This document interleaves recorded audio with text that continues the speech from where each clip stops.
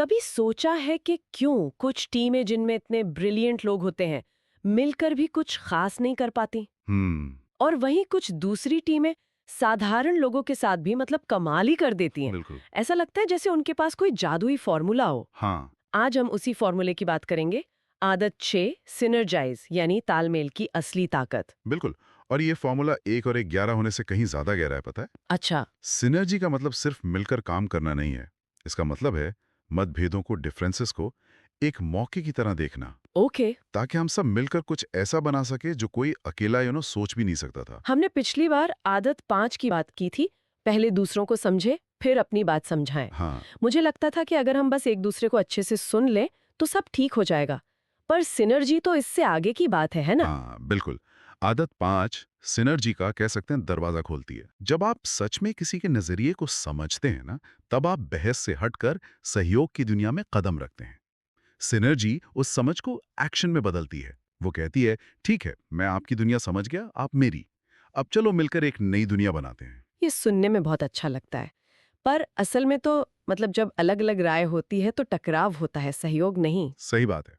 ज्यादातर मीटिंग्स में या तो कोई एक जीतता है या फिर बीच का कोई बोरिंग सा रास्ता निकाला जाता है। और यही यही सबसे बड़ी गलतफहमी है। लोग सिनर्जी को कॉम्प्रोमाइज यानी समझौता समझ लेते हैं। हाँ। समझौते में दोनों पक्ष कुछ न कुछ खोते हैं। जैसे तुम आधा ले लो, मैं आधा ले लेता हूँ। राइट। लेकिन सिनर्जी का मतलब है एक तीसरा बेहतर विकल्प खोजना। ये आपकी राह या मेरी राह नहीं, बल्कि हमारी राह बनाने के बारे में है, जो दोनों से बेहतर हो। क्या आप इसे किसी असल जिंदगी के उदाहरण से समझा सकते हैं? क्योंकि ये कॉन्सेप्ट थोड़ा सा मतलब मुश्किल लग रहा है। जरूर। किताब का एक क्लासिक उदाहरण लेते हैं। बताइए। एक पति छुट्टियों में झील किनारे मछली पकड़ने जाना चाहता है ओके। और पत्नी अपनी बीमार माँ से मिलने दूसरे शहर जाना चाहती है। अब यहाँ टकराव है। हाँ, जाहिर है। समझौता ये होगा कि चलो 3 दिन यहाँ 3 दिन वहाँ चलते हैं, जिससे दोनों ही अधूरे मन से जाएंगे। हाँ, ये तो होता है। किसी को भी पूरी तरह से वो नहीं मिलता जो वो चाहते थे। Exactly exactly। पर सिनर्जी तब होगी जब वे बैठकर एक दूसरे की जरूरत को समझेंगे। पति को क्या चाहिए? शांति और प्रकृति। और पत्नी को माँ की देखभाल और परिवार का साथ। बिल्कुल।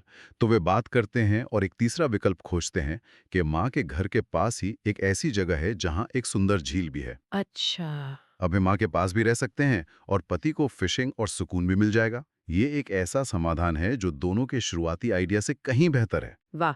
मतलब मतभेद समस्या नहीं, बल्कि एक क्रिएटिव अवसर बन गया। सही पकड़ा आपने। ऑफिस में भी तो ऐसा ही होता होगा।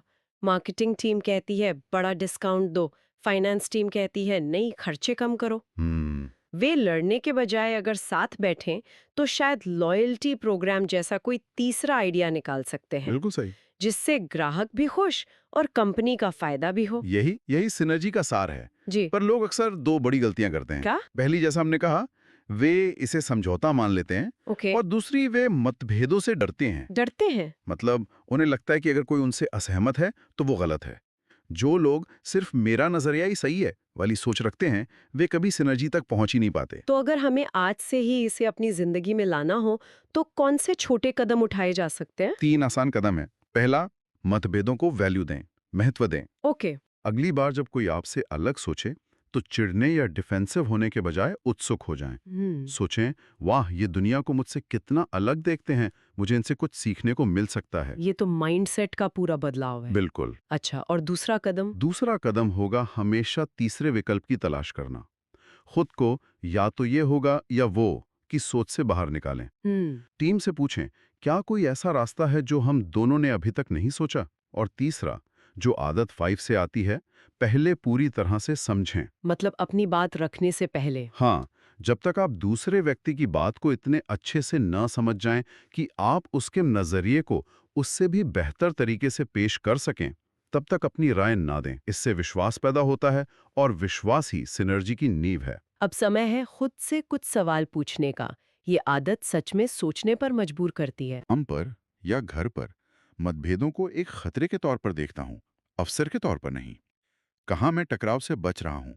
और ये भी सोच सकते हैं कि पिछली बार कब मैंने किसी के साथ मिलकर ऐसा समाधान निकाला था जो हम दोनों के शुरुआती विचारों से सच में बेहतर था, और अगर ऐसा नहीं हुआ है तो क्यों?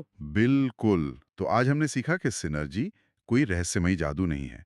ये एक प्रक्रिया है हाँ, एक प्रोसेस है। जिसमें ऊंचे दर्जे का विश्वास, खुलापन और मतभेदों का सम्मान शामिल है।